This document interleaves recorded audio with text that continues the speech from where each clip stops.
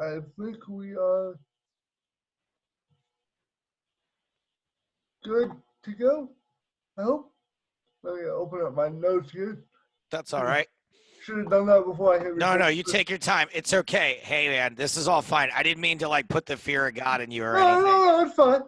Um, just I wouldn't want. It was mostly just as a way, like genuine advice, not to be like scary or anything.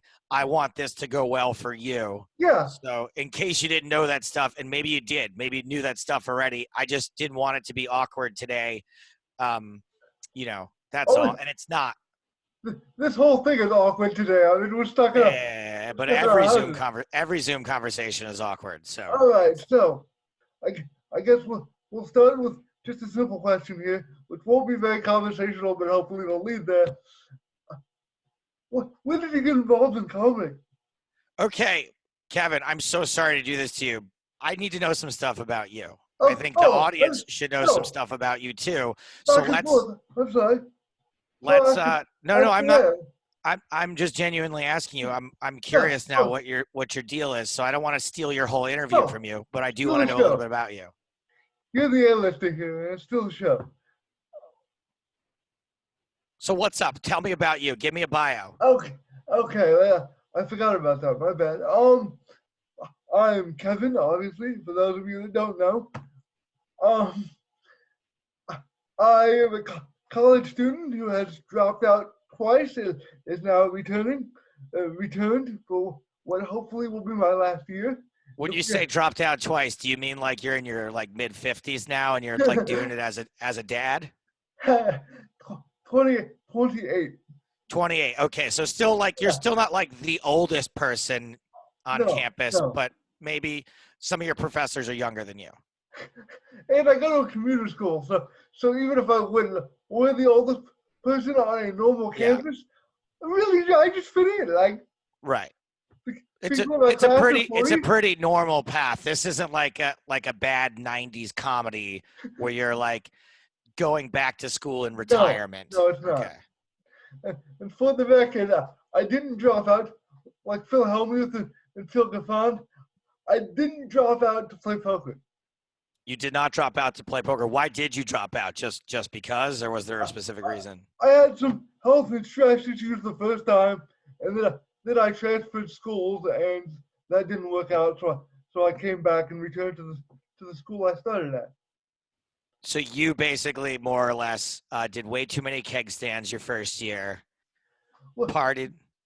I'm in a wheelchair, so keg stands would be kind of hard to do. All right, what do you call it? Keg. What would you call it? I don't know exactly. A keg sit? That needs to be you. You need to become the guy who invents what you call a keg stand in a wheelchair. Like that'll be like your thing. I'll have to come up with something. Oh, Man, oh man. All right, I'm gonna try to think about it. Maybe we can come up with something together. Okay, so you're back in college. What are you studying? Business, finance. And this is something you actually have a passion for, or you just think it's a good thing to have a background in? No, this is what I wanted to do since I was like 10 years old. Oh, cool. My uncle got me started with interest in the stock market, and that spread to my own personal interest in equities and options trading, and I'm also into real estate investing and lots of things. My family has always been, most of them have always been self-employed, so it's sort of how I grew up. Almost no one had a normal job, quote unquote. Yeah. So I do air quotes as if you could see it, but you can't. Well, you said quote unquote, so that Yeah. part I did pick up on. So it's really just it's something that's sort of natural to me. It also pays very well. So Yeah. when those two things come together, it's something you like and something that pays. It's a pretty good day. That's hey, you could be the world's richest podcast host if you decide to continue with this, because most of the podcast hosts I know are broke. So you're ahead of the game. Yeah, and I really just wanted to do this because I was like, gee, we're all stuck at home. Let's see if I could do something fun. Yeah, well, look at that. You reached out. You know why I said yes Well, one is I say yes to everything. I'm a complete slut. Two, I have had people that were like big interviews for me to get be like really nice and cool and like give me a shot. So I'm like happy to give a shot to somebody else because people like Brian Koppelman and Mike Liam Black and Danny Zucker and Josh Molina. Way back in the day, Whitney Cummings, Michael Vartan, all people who did my podcast when I was a nobody. And they were just like, yeah, sure.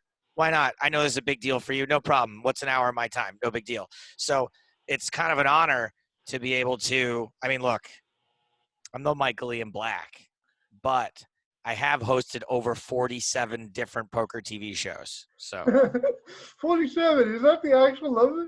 I don't know. I've never actually counted it. I think it would be boring on a podcast to talk it all out, but I think it's around 10 or 12. Nice. And how many of those shows would you have lost money on? Had you played? Oh, if I had played on them? Yeah. I mean, I can't say all of them because you can't lose all the time. So if I had played on every single episode of every TV show that I've ever commentated on, yes, at some point I would have won money. And if I was free rolling in them, I'd probably be profitable, and that's about the only way. Yeah, me too. The only way I win money is if somebody gives me some money to play with and I don't lose it all. Yeah, exactly. Like, so the big game or the PokerStars Cash Challenge, we'd be fucked because you have to actually profit. You can't like be like, well, I only lost 20,000. I guess I'll be keeping this other 80. Thank you very much. I wish that's how it worked. I know. So wait, tell me about you as a poker fan. Okay, me as a poker fan. First off, and most importantly, I started probably watching other than World Series on ESPN and stuff like that a few years ago. Excuse me. No, just stick to my shows. I don't care about. I'm just kidding. I'm only kidding. Probably 5 years ago now, I got bored one day. I found PokerStars.tv, which I think is still running. For those of you that don't know, is PokerStars video streaming. Pretty much every TV show and live stream that PokerStars has ever done is on PokerStars.tv, and you don't have to deal with weird, shoddy YouTube cut downs, and you start getting your suggestions on the side from YouTube. We don't need that. Go right to the PokerStars TV. It's great. Although I need to go back and watch the last few years of EPT because I haven't done it in a while. But so I found those streams, aside from just the World Series on ESPN and everything, when I got bored one day, and then I came across this guy, Joe Stapleton. This guy, pointed to you here. And I really loved the idea of bringing a lot of the poker commentary that I'd seen at that point, is all this, which is good, but great hand analysis, and it was good. All these tense, high stakes moments, which is fun. But I really liked you, and please let him kill me later. I forget your co-host name. James. For the EPT series. Thank you very much. I really like the attitude that you guys brought to it of, hey, this is a real serious thing, but it's still a game. People are still playing poker. It's still a game we played around the table as kids. So I really like that you brought a laugh to the poker environment, which obviously has become a little more popular in the last few years. But this was like, I don't know, season 4 or 5 of the EPTs. So it was fairly new to bring a sort of less serious vibe to poker. Well, Kevin, marry me, because that is exactly what we're going for. That warms me to my very soul. That is my dream description of what I would want someone to describe both mine and James's commentary as it's a serious thing, but it's still a game, and we're just trying to have a good time. That is exactly what I've always thought it should be, and I've been very lucky that I've been paired with people and companies who agree with me. So that has been the only reason that I am not currently a United States postal worker, which is a fine profession. Although But if very it, dangerous right now, so thank you to those guys.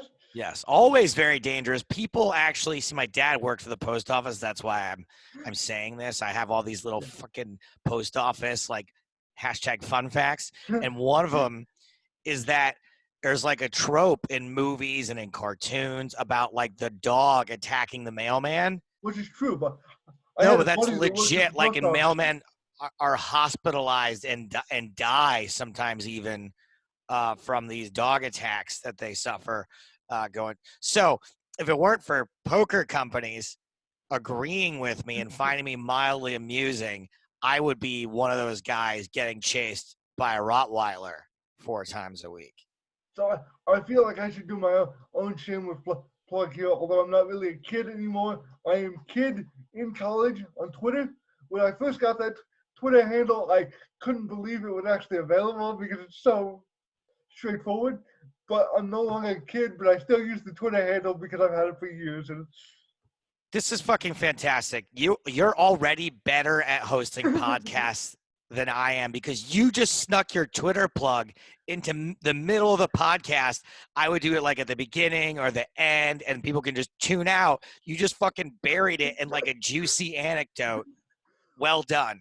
And I also want to say this: I'm not popular on social media. I don't have an Instagram. I'm the only person alive that doesn't have an Instagram. You know what I used to say? I used to say Instagram is for girls, and then all of a sudden it was like, nope. It turns out like no, Instagram is the only social media platform that matters currently. Then like Jungle Man made that video with him, some women, got posted on Instagram. That caused a stir. I remember. Trust me. I never did see the video actually. Look, here's my thoughts on the video. There's fucking porn anywhere. It's like it's harder to not find porn than it is to find porn. So when Dan puts out a video where like people are like making out in bikinis, I'm like, cool. Like it's not really doesn't move the needle for me. I'm like, that's interesting because it's Jungle Man, but like Yeah. I don't find it particularly titillating. There's actual porn, guys, and some of it's fucking weird. Yes, I will agree. So I think it's safe to say most of it's a little weird. Some of it's a lot weird. Yeah, no, a lot of it is weird. All right. So what did you do before poker? Obviously, we know you're a poker comedian. I think that's a safe description now. But what did you do before that? I moved to Los Angeles at the ripe old age of 20 years old. And What I would give to be 20 again. What's that? What I would give to be 20 again, for the record. You're 28, man. I don't want to fucking hear it. You got a long way to go before I'm 38 and I'm just starting to feel like an adult. So you got a decade still to just Good. be. I'm glad to hear that because I need it. Yeah, because look, I mean, I'm going to be able to stretch it for a long time, but I'm just starting to feel like I'm not young anymore at 38.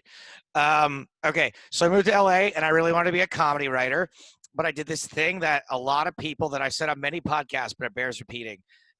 Many people move to a city to become a thing, right? I'm going here to do this, and I'm going there to do that. And it sounds crazy, but a lot of people go there and then they don't even really do the thing.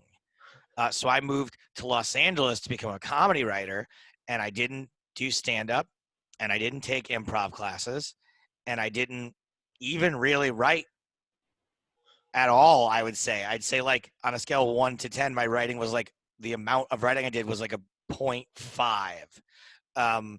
So I didn't do any of those things, and I did the first couple years in LA like most people do. Like I moved here and I'm a struggling comedy writer, but I wasn't. I was a nothing. I was absolutely nothing because I wasn't doing anything. Now I did have a good job. I worked on a TV show called Mad TV, but I was a production coordinator. And so I wasn't a failure, but I wasn't doing the thing I meant to be doing, and I didn't really understand why. And so what happened was in 2005, 3 years after moving to Los Angeles, I got the opportunity to be a writer, sort of, What's up? for Card Player Magazine. Wow. At the 2005. Now, I wasn't really a writer. I was a live blogger, right? I don't want to like overemphasize, but I was writing hand updates. I was writing hand histories for the World Series of Poker in 2005. And I decided. Was that the year Joe Hashem won the main event? That is exactly correct. Joe Hashem won the main event in 2005. And me and my writing partner at the time both had internships. And we decided that we were going to make the job as fun as possible for us. And so we became the funny tournament update writers. Just every once in a while, we would sneak in a funny one, and everybody hated it. Players hated it. Our bosses hated it. The people reading at home hated it. I'm not sure they hated it, but I'll give you the bosses, but I'm not sure the people at home hated it. No, I mean, some of them did because it was confusing to them. Poker wasn't supposed to be fun.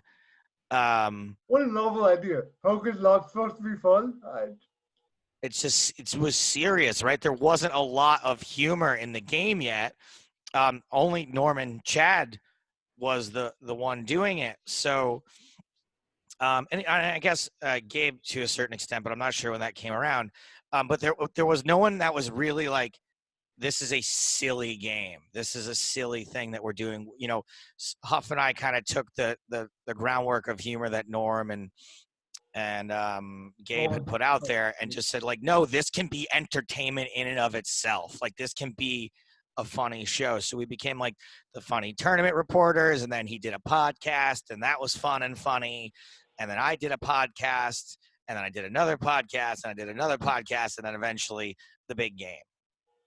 You know, it's just so weird to me because people are always so serious about poker, and at the end of the day, it's still whether you're playing for nickel dime at your kitchen table like we all grew up doing, I'm sure, or whether you're playing 15K cash in Macau with Phil Ivey, it's still a game. And I know it's people's professions, and there's a lot of money at risk. They operated as a business, and I get it.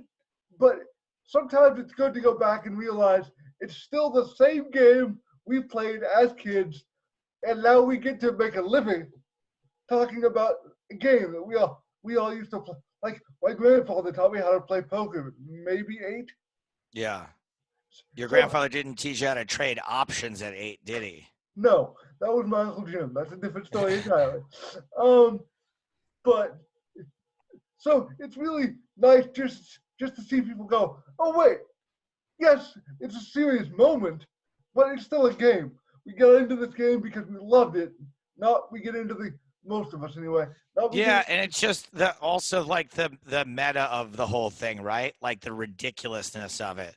The fact that someone is about to win $2 million from entering like a card game. Like there is something ridiculous about it that we sort of just take for granted now that we didn't always.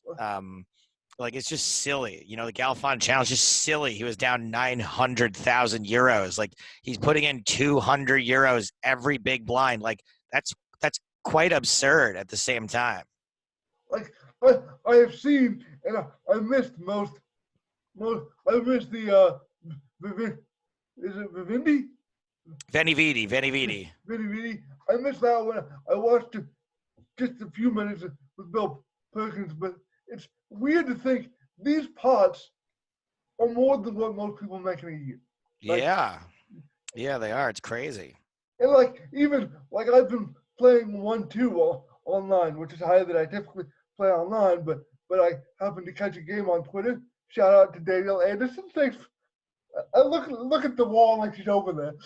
Shout out to Daniel Anderson. Did you look west toward Las Vegas? Or where are you actually? I'm in Northern California. So I looked Okay. right, which, The bridge should have been a dead giveaway. Oh, the yeah. right would have been south. Yeah. So, but nonetheless, thank you, Daniel Anderson, for hooking me up with a great game. I, I never thought in my wildest dreams. So you're playing in that Zoom game? I am, Okay. and it's a blast. So thank you for those that set that up. I What were never you about to thought, say? I'm so sorry. You're like, I never in my wildest dreams. You were going to say something really nice about Danielle, and then I just totally stepped on you. So when I hear that, never in my wildest dreams did I think that I would be playing online with D Moon, obviously, who I've heard about for years. star of Bet Raise Fold. I was just gonna plug that, which is how I first heard the name, and so never in my wildest dreams I think I'd be playing there, and then people have come in and out some other names who I Kevin, won't. can I tell you something? Danielle Anderson she was so popular before I met her that I was kind of like, oh, this is gonna I was kind of like, oh, I can't wait to meet like the T Moon girl. Like, oh, everybody loves Danielle Anderson. Oh, she's so cool, right? She really is.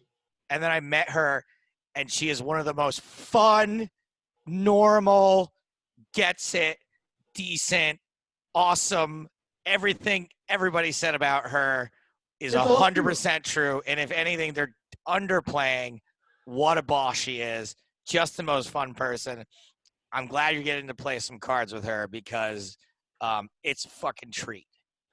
So quarantine and no quarantine, without ending up in Las Vegas at like a 510 for more money than I care to play with, I never thought I'd get to play D Moon and some of the others that have popped in, and then just the things that within the last couple of weeks, poker, being able to play with them, meet a couple of other pros that have happened by, just people that I never thought that I would get to meet or play Yeah. with in any circumstance. It's just been such a blast that I figured, hey, I know a person or two in poker now. People are bored at home. Why not do something, create something, and sort of say thank you to poker because I'm experiencing things, even though we're all in shutdown mode. I'm experiencing things I never thought I'd get to experience. I think it's okay. Anyway. You know what? I've been thinking about this a lot lately. I think you shouldn't feel guilty about whatever enjoyment you're getting out of what we're going through right now. Because, like, part of me is like, I am totally okay with what the vast majority of this is, right? Of like just staying home, streaming, watching TV, being on Twitter for like 10 hours a day. Like, this is all pretty okay with me. And then I have this guilt, right? That I feel bad that I'm enjoying certain aspects of this. There's people out there working. There's people out there risking their lives. People are dying. And then I'm like, you know what? I think it's okay. I think it's okay for you to be like, yeah, something shitty's happening, but I'm really going to enjoy the fact that I get to play 1-2 with like a bunch of fucking heroes. I think that's pretty cool. It's just such a great thing because I get to see her and some other people, like these are like 1/10 the stakes that they normally play.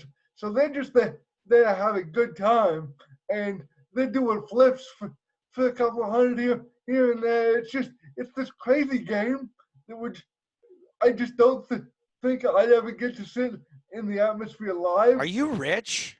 No. Flips for a couple $100. That sounds pretty fucking baller to me. I want to make this clear. I am not doing it. I have seen others do it. Okay, got it. I would never go there.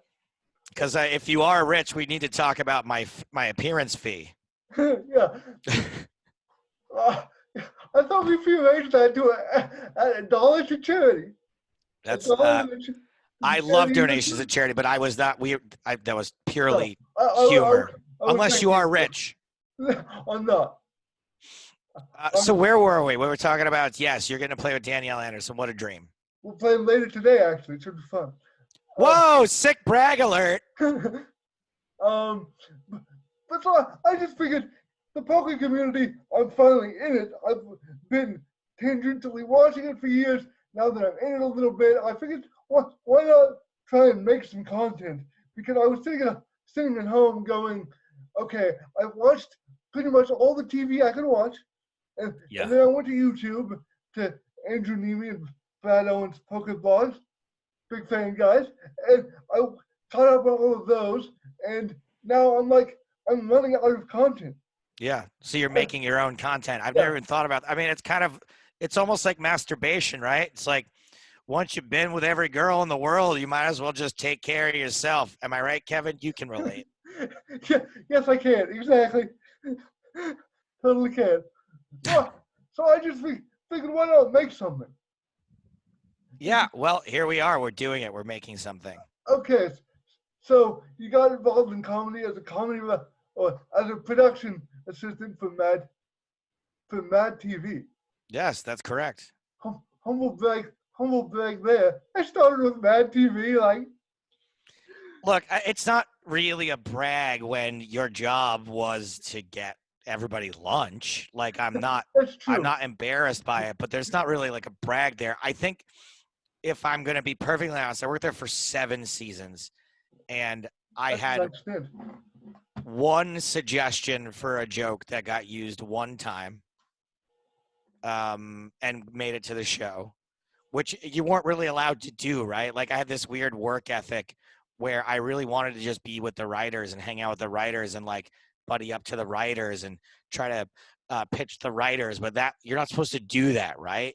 It's like if you're a waiter in a restaurant, it's like trying to get, it's like soliciting tips. It's like trying to sit Yeah. down at tables when it's just weird, like gross networking. And I didn't do it. And I have very few regrets in life. I do regret not doing that. I had this very um, dutiful sort of way of life back then. One that I'll say this, right? I was a Republican, right? And I Oh, don't say that as bad or good or anything, oh. but I was like, hey, no, you go to work, you do your job, you work hard, and good things will happen for you. And so now, if I had advice to give myself, although I'm not at all upset with how things turned out, I would have said, go go kind of palm the writers a little bit. Go like be the squeaky wheel. Ask people for what you want. Try to take a little bit more and don't expect things um, to just to be for people to realize they want to give you something. The squeaky wheel gets the grease. So that I kind of regret a little bit. But yeah, I was just a little runner my first year. Now I did advance pretty quickly there. The second year I worked there, season 9, I worked there. I started there in season 8. In season 9, a friend left the show, and his job was super cool. He was the researcher, Oh, cool. and Sweet. so when, like, let's say we're doing an Everybody Loves Raymond sketch, I would have to give copies of Everybody Loves Raymond to all the cast and to the set decorator and to the graphics guy so that everything could be sort of authentic to that. So I had to do research, or a writer would come to me. Jordan Peele would come to me and say, I need a bunch of tape on Barack Obama. I'm going to work on a Barack Obama impression. I need Obama footage. I would get him that. So that was cool, but didn't pay a lot. And then my third year, they made me the production coordinator, which was a union job. And so at 21 or 22 years old, I started making I think it was like $1,500 or $1,600 a week. And that was it. Like I made like good money. I didn't write really because it, it wasn't something I was supposed to do, right? I wasn't supposed to like hassle the writers about being a writer. And I was working like 60 hours a week, making good money. Like I just drank the rest of the time. Like I was Uh, just like, Dragon. yeah, I just partied. Like I just spent most of my 20s partying. So I really didn't work toward any of my goals at all. So it was pretty lucky. So I didn't actually do comedy. I didn't do comedy, right? Other than being funny for Card Player and podcasts and stuff. I didn't do comedy until I did stand-up comedy one time in 2002 because Bobby Lee made me at the Comedy Store because he knew I wanted to be a comedian. And then I didn't do stand-up again until 2012. I did it 10 years later. And in the meantime, maybe around like 2008 or 9, I took 2 improv classes with the same guy that we started in poker together. Scott Huff was his name, my writing partner. And I didn't really start doing stand-up, like really doing it, until I moved to London in 2013. And are you nodding off? Is this getting boring? Are you No, I getting was just sleepy over there? I was just looking down a little bit. The sun was So yeah, then I started. I didn't have when I lived in England to do the EPT, I was only working a couple of days a week, and I said, "You have no excuse. You call yourself a comedian. You don't even fucking do comedy. You're becoming a stand-up comic now." And that's what I did. I started doing stand-up 3 to 5 nights a week in England, and now I'm actually like okay at it. I have done stand up once. Hey, cool. Well, sit down, brother. I totally bombed, but it was a fun experience. Wait a second. You totally bombed? You didn't get like a bunch of charity laughs because you're in a wheelchair doing stand-up? No, I didn't. What? What kind of? First of all, if you go to open mic I go to, you say it's your first time, you're gonna get charity laughs. People are gonna be really supportive. Secondly, if you're up there, it's your first time and you're in a wheelchair, I would have started laughing before you even told your first joke, just out of nervousness. Like, ha ha ha, oh God, I hope this is funny. It didn't go well. So I will say one of the good things about being in a wheelchair, I can hit on anyone's girlfriend right next to them because nobody's gonna hit the guy in the wheelchair. That's a good bit. That is one of the bits I use, but seriously, it's a great life. No one's gonna hit the guy in a wheelchair, okay? I mean, that's one of the look. You got to take your silver linings where you can. Sure, there's some other stuff you can't do, but one thing that's not gonna happen is no one's really gonna punch you. Probably, you're very. That is the silver lining. You're safe from getting punched. I mean, that's something you gotta focus on the positive. Yeah, that's what I try to focus on. No one's gonna hit me. Cool. I think that if you did a whole bit on like funny positives, like I bet there's more. Oh, there are a few, including occasionally people buy me into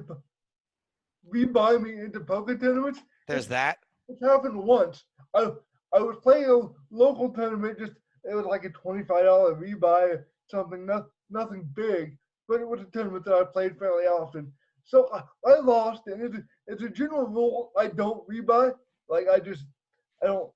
I figure if I'm good enough that if I can't make it to the break on the initial buy-in, if I'm not catching cards, that I don't want to throw any more money into a game that's not working.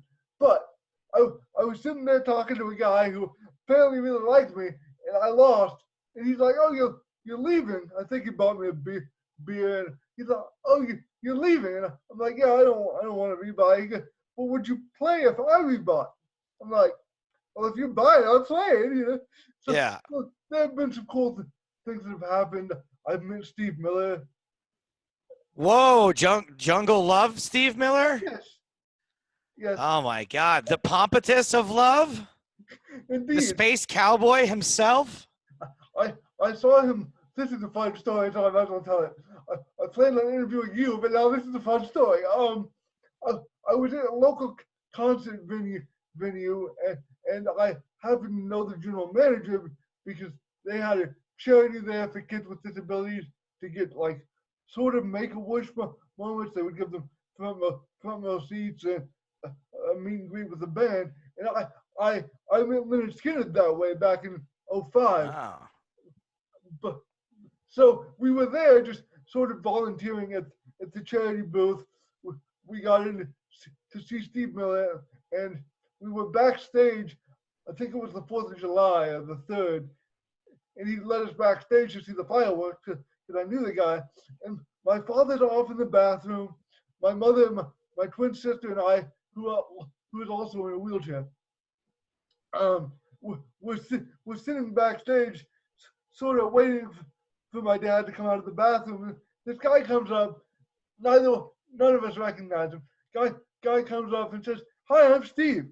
So we people come up to me all the time because they see the kid in the wheelchair. They feel an obligation to say hi. It's a really weird, awkward experience. All people are just celebrities. All people, but Interesting. I would never be like, oh, hey, I better go say hi to this wheelchair guy. Like I mean, if I was like a paid celebrity, like at a charity tournament, I might make it a point to come say hi to some people yeah. because but like not if I was just like in a place. That seems weird. Well, people in grocery stores just like some. You can tell. Well, I can tell when somebody you pass somebody in the grocery store back when you could do that again, and they say hi. And some people are just somebody walks by. Oh, hey, how you doing? And then there are other people, and you can usually tell by tone of voice whether they're just saying hi to me because this Right. is a wheelchair, or Yeah. whether they're saying hi like they would normally to anybody else. But anyway, this guy walks up, hi, I'm Steve, sits down, starts talking to us. My dad comes out of the bathroom. My mother goes, hey, Warren, my father's name is Warren, this is Steve. And he looks at us and goes, yeah, Steve Miller. And we're like, oh my God. So we tried to get a picture, but we didn't have a camera with us that day. We had borrowed someone else's to take pictures of the fireworks, but my mother could not get the camera to work. Oh no. So Steve Miller says, here, let me see that. Fixes the camera somehow. Still don't know how. We get a picture. But because it was somebody else's camera, one thing led to another, we never ended up getting the picture back. So I Oh don't geez. have a picture, but I do have a cool story with Steve. Well, now I just got told a bullshit story that has no proof ever. Well, I did meet Leonard Skinner, so I do have photo proof of that. This guy, I mean, I thought I was doing you a favor. You're doing me a favor. You already know all the big stars. No, not all the big stars. In the poker world, I think I've Twitter chatted with you and David Tuckman. Those are my poker celebrity connections. Yeah, you really need to aim higher. You do. You definitely have a loose definition of the word celebrity. That's for sure. Well, poker celebrity now. It's a small world. The word poker really does change a lot about that word, doesn't it? It really sort of makes it quite specific. So why poker? You could have gotten into lots of things after Mad TV or why'd you go after or why'd you try and get in with Card Player magazine or why poker of all things? I mean, I wish I could say there was like a fun, good story about this and being like, well, I just, my grandma taught me to play poker and I've always really admired the way that everyone's the same at the poker table, like, hey, me and John Hamm, when we started a tournament together, we're the same. We got the same number of chips. We both have an equal chance to win. I wish it was something like that. It's not. All those things are all true, right? All true. And I've grown to love the game of poker. But poker was more like an arranged marriage for me. Like I liked it. It was fine. It just so happened to be the first place anyone ever paid me to be funny. So, I wasn't like a huge fan. I played it a little, and me and my buddy that we went out to Vegas together, we used to like run hold'em hands, like, no one playing, but just like deal out 9 hands and then deal the boards out and be like, oh, this guy would have that, and that guy would have that, blah, blah, blah. And we played like a weekly $5 home game, sit and go. And I got into hosting games. I was hosting a game every Sunday at my place. By the time I got hired for Card Player, I was hosting a game every Sunday that was getting so big. It was a 3-table tournament. And it was a $20 rebuy. And decent sized game for a home game. What's that? That's a pretty decent run for a home game. Yeah, it was. The first place was paying like, it was like, I can't remember. It was probably as high as like $400 or $500 sometimes. But we had like pretty flat payout structure because we wanted everyone to just have fun. We didn't want to be like super cutthroat for heads up. So we you know, it was like a weekly thing I did. Like I wasn't ever interested in playing professionally. I wasn't even really that interested in watching on TV. It was just a social thing. It was a thing that every Sunday it was like a really fun day. People would come over and get stoned, to get drunk, and then whoever won would take whoever was left at the end out for dinner afterward. You know, we'd usually go, you know, get fast food or something. But you know, we were all in our 20s. You know, I was 23 years old when this was all going down. So it wasn't like a major love of poker. I just knew a little bit about it because I was hosting my own game. So I would write these dumb newsletters every week that would like recap, here's what happened last week with like a funny thing. Like, and like half the guys that played in the game were gay. It was this huge like gay poker mafia that would come play every week. I'm gonna go. I don't live here. It does exist. It has to. Oh yeah, no, it definitely, yeah, the gay mafia is real. And so I would put like really bad gay jokes in it in the newsletter, but it like wasn't that big a deal because it was, you know, 2004 or whatever. So no one, you know, people thought it was kind of funny. And You haven't been canceled yet? I mean, look, you know, if none of those guys had an issue with it, I think I'm in the clear. By the way, gay jokes are still like the one thing you can get away with, even though they're stupid. Like I wouldn't do it, but like it's like the last. Like if I was gonna do like a bunch of black jokes, I get canceled faster than doing gay jokes. I don't know why, but anyway, I did this newsletter, and so when Card Player, what happened was my friend sought out the internship, got the internship, and he was like, "Hey man, I'm going to Vegas for the summer. Do you want to drive me out there?" He didn't have a car. And you were like, fuck it. Yeah, I was like, cool, I'll drive you out there. So we drove out. We played poker. We played 2-4 limit at the Mirage for 12 hours. Oh. And when we came back out to my car, it had been broken into and all of his stuff had been stolen for like the whole summer.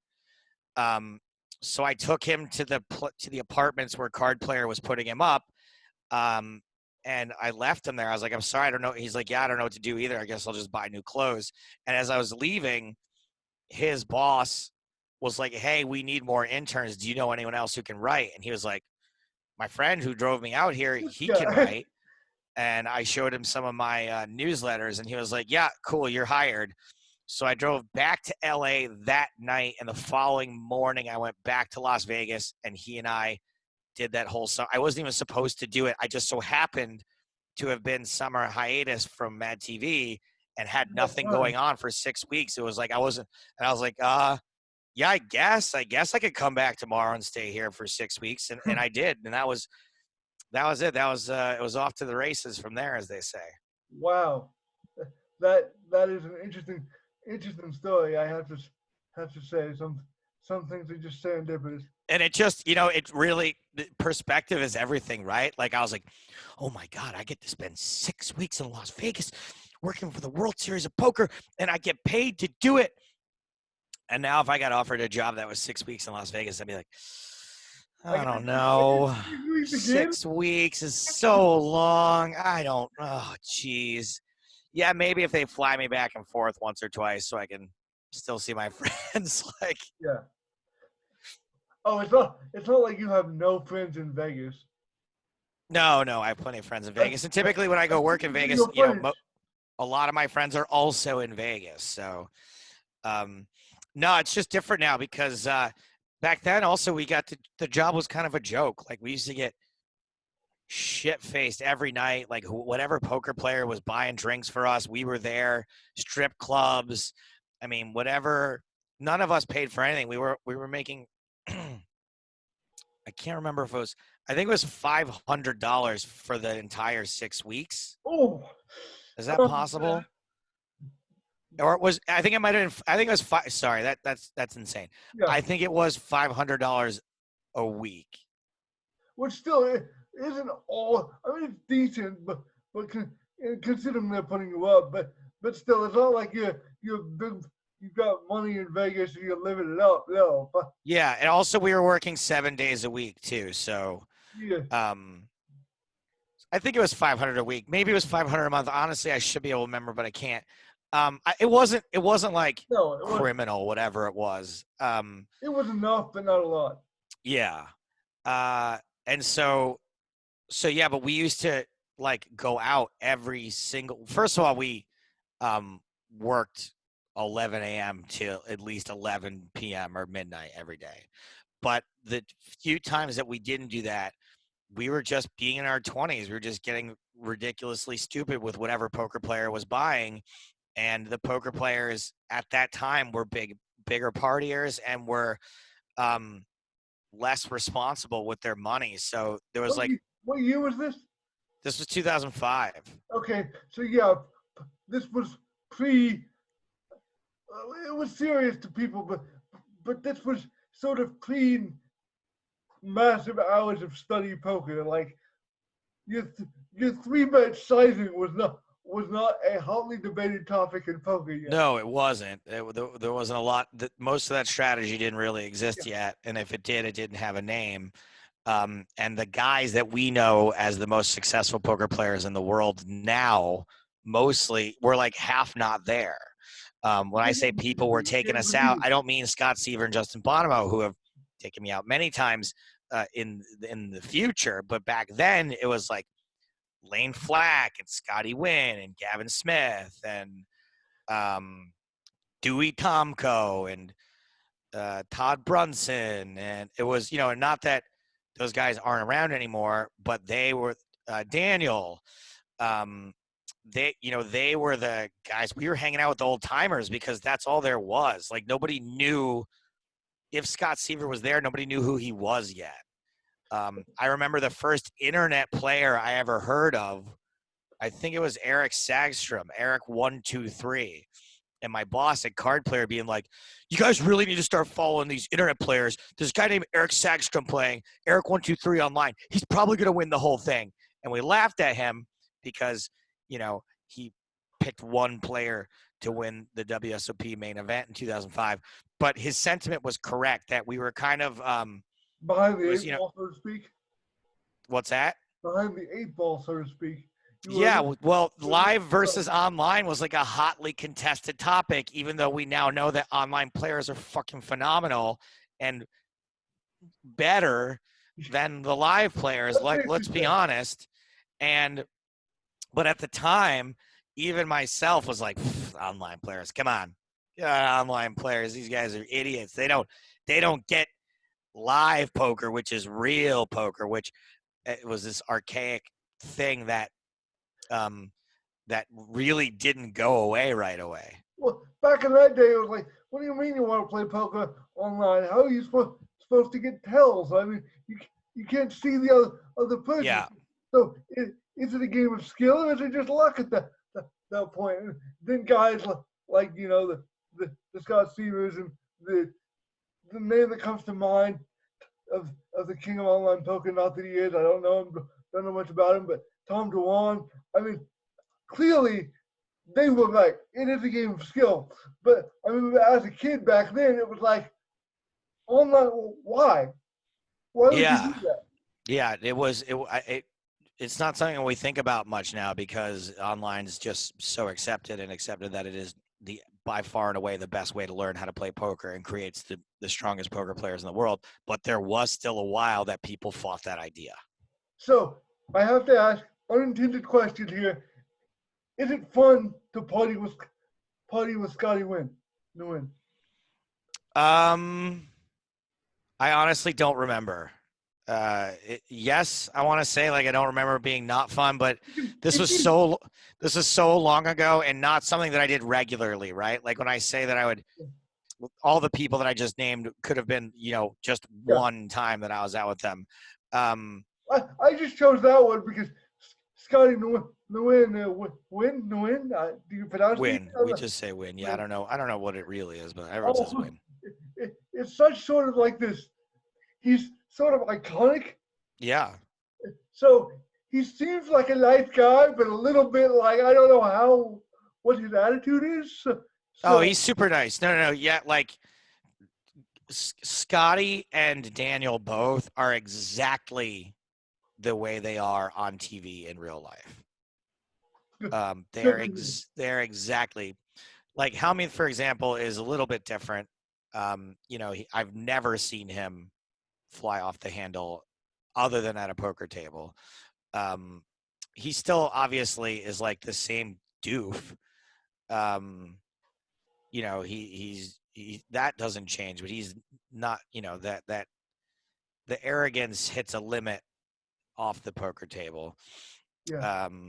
But yeah, so he's like a different guy, but Scotty and Daniel are exactly the same people they are on TV. You have to remember that, like, the older guys, Aren't used to being famous, first of all. Well, they were card players. yeah, exactly. Like they weren't doing characters on purpose. They were just being themselves. Yeah. Because, I mean, they had a sort of a profession that was frowned upon, and for some of them, had a lot of the games they were playing in had been illegal, and now all of a sudden, poker's everywhere. You're a celebrity. It's got to be a weird lifestyle change. Yeah, exactly. So, okay, well, we're gonna. How are you staying busy? Because I'm staying busy by talking to you with spending way too much money playing online poker because I have low expenses right now. So, how are you staying busy?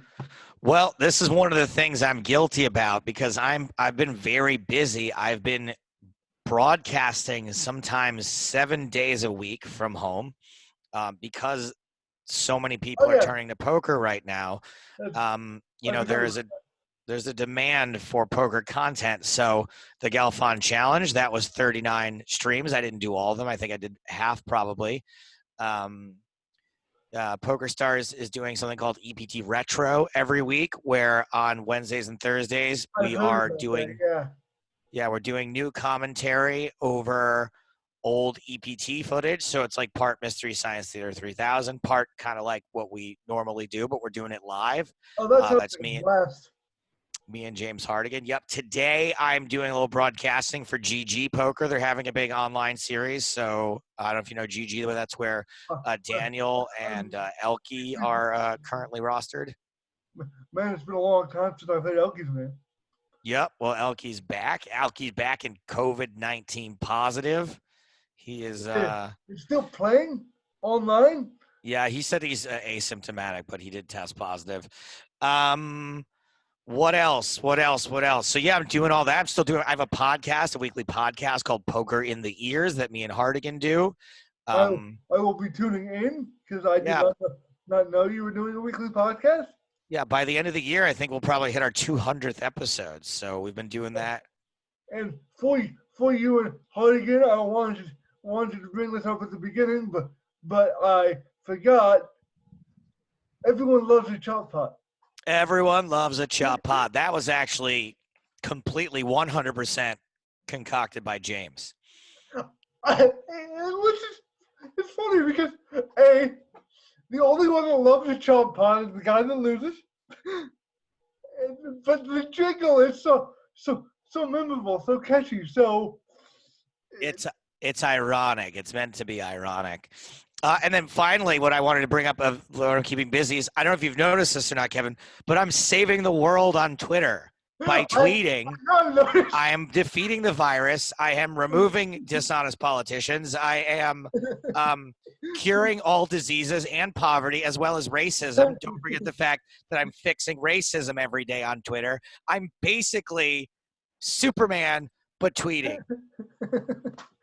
Yes, I have noticed that. Thank you. You are a true American hero. You're welcome, Kevin. A pleasure. That's why you know what? I do it for the praise. Good, because I'm not going to pay you. But by the way, your tweets have been hilarious lately. Thank you. The one about how you're gonna burn the Trump check as soon as you get it.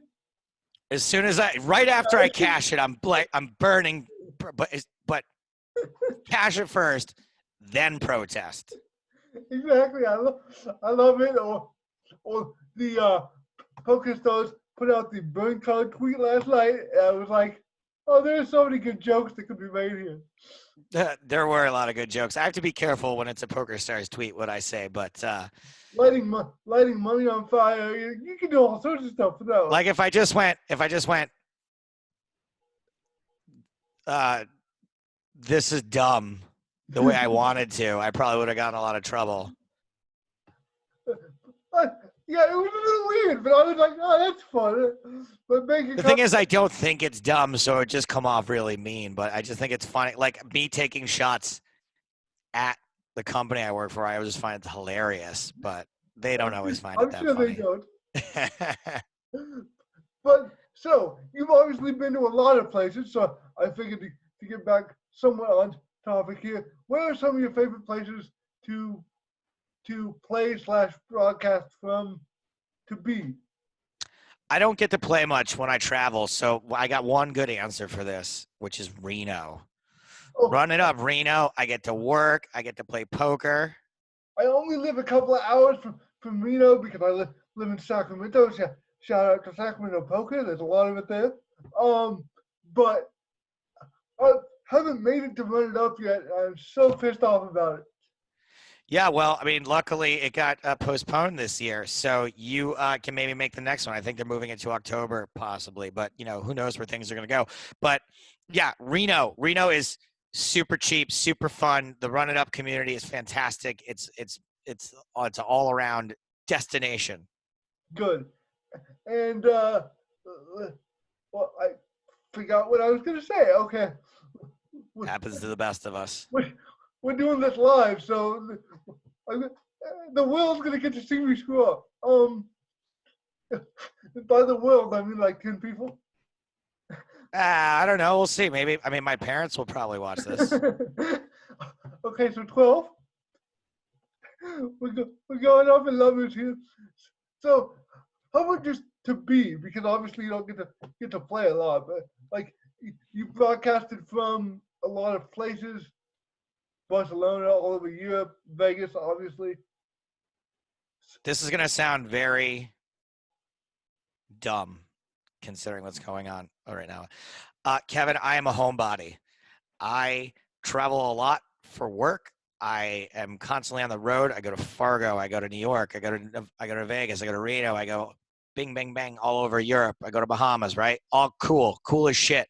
But I've been doing it for like 12 years now. Yeah. So my favorite place to be is home in Los Angeles. I love LA. I love the weather. I love the vibe. My apartment, I could live anywhere in the world and do the job I do and pay way less money and probably actually get out of credit card debt. But instead, I choose to live in a way too expensive apartment in Los Angeles because I just love it here. I'm happy when I'm here. Whenever I land, I'm like this. I'm like, hey, I missed you as we're like coming down at LAX. I just love LA. It's adult Disneyland. And someday I'll have to grow up. Maybe I'll move a little further away. But for now, this is home. Yeah. I'm a California boy, born and raised. Yeah. California is the greatest country in the world. I agree. Gavin Newsom and the California government has handled this COVID-19 crisis, in my opinion, brilliantly. We shut down before everyone else did, and quite a ways before everybody else did. He has stayed out of the media as much as it's possible. Yep. And just done his job. So both, and not just him, but to all of the California government, I have never been more proud to be a Californian. Hell yeah. Than to watch them deal with the crisis of COVID-19. And on that note, which is totally unrelated, I have to ask you because I'm just thinking about this right now because I witnessed a pretty weird one online the other night. Weird prop bets. Yeah, so I'm not the best guy to tell the prop bet stories, mostly because I forget them and other people are more involved and they get the details. I can tell you about the one that I was involved in. I've been involved in a few. One is you can find if you search Stapes Tan on YouTube, you can find video footage of me. I did a prop bet where I had to get spray tans twice a day for a 10 days straight. That reminds me of that episode of Friends It is similar to that. It's not unlike that. So that one, but here's the best one. I probably got a jam after this because I got the GG Poker Series thing. Oh, go ahead. No I'll leave you on this story here. During the World Series in 2007, I was pretty chummy back then. Barry Greenstein, Joe Seabach, Amanda Leatherman, who is now married to Daniel Negreanu. We were at a 4th of July party at Barry Greenstein's condo in Panorama Towers. And I picked up, Joe paid for them. I shouldn't take credit for it. I picked up like 2 dozen double cheeseburgers from In-N-Out, severely overestimating how many people were going to be at this party. Like you do. This is California. Of course you do that. There were an extra dozen doubles left over, and Seabach looks at me and he says, I will give you, now I had already eaten a double and a fries and a Coke, right? He goes, I will give you $5,000 if you can eat the last 12 doubles. And I was like, look, that's physically impossible. I know for a fact that can't be done. But if you want to free roll me $1,000, I'll eat one of the boxes. Not the box, but the 6 burgers contained. Okay. I thought you meant the literal box. No. I will eat half of what's left. I will eat another 6 doubles. And he's like, you're on. Free roll. So I start to eating, and it is pretty tough going. I eat another burger pretty quickly. As soon as I get into the next one, your mouth dries up, your throat closes up. You have to drink water after every bite. It becomes very difficult to chew, to swallow. And as I have an hour and a half to do it, I'm not allowed to throw up or go to the bathroom. So we're winding down. It's a slog, right? Like I eat two more burgers super fast, and then the next 4 burgers take me 55 minutes, right? Yep. And we're getting down to the wire. And in order to not lose this bet, my friend is trying to make me puke. He's trying to gross me out. I'm uncomfortable. I'm just like, after every bite, I can't, like I'm physically ill. And they put surgery. There's a surgery documentary on TV. They put it on the TV to try to make me sick. I get down to 1/2 of a burger left. And I look at my friend and I go, look, it's clear I'm going to make it. I'm going to finish this. I will allow you to buy out right now for $500. He said sold.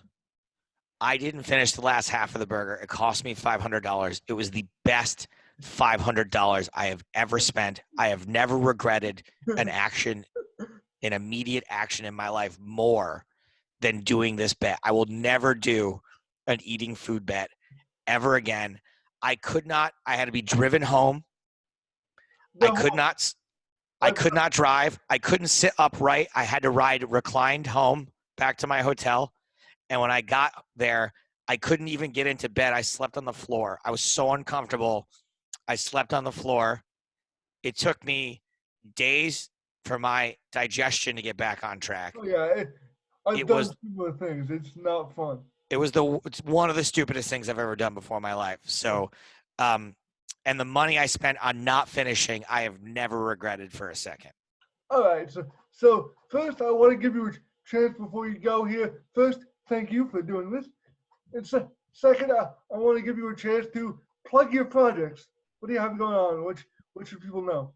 Well, you guys can follow me on Twitter. That's @Stapes. On Instagram, as @InstaStapes. My Twitch channel is twitch.tv/Joe Stapes. I'm doing a lot of fun cooking streams. I do weird shit in the air fryer, and then I make my girlfriend taste it. Pretty fun stuff. Air fryer is fantastic.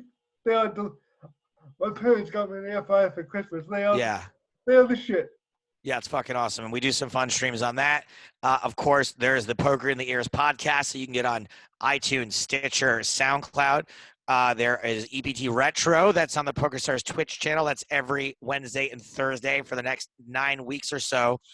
And then finally, the next Galfond Challenge is starting 9 days from now. Galfond versus Action Freak is going to start a week from Monday. I missed the first one, so hope to get in on this one. Hope to have you. Wonderful. Nice talking to you. And thanks again for doing this. I am at Kid in College on Twitter, and that is the only thing worth noting that I have. So, thank you for doing this. You're very welcome. It was a good time. We'll talk soon. Enjoy your quarantine. Okay, buddy. You too. Bye. Bye-bye.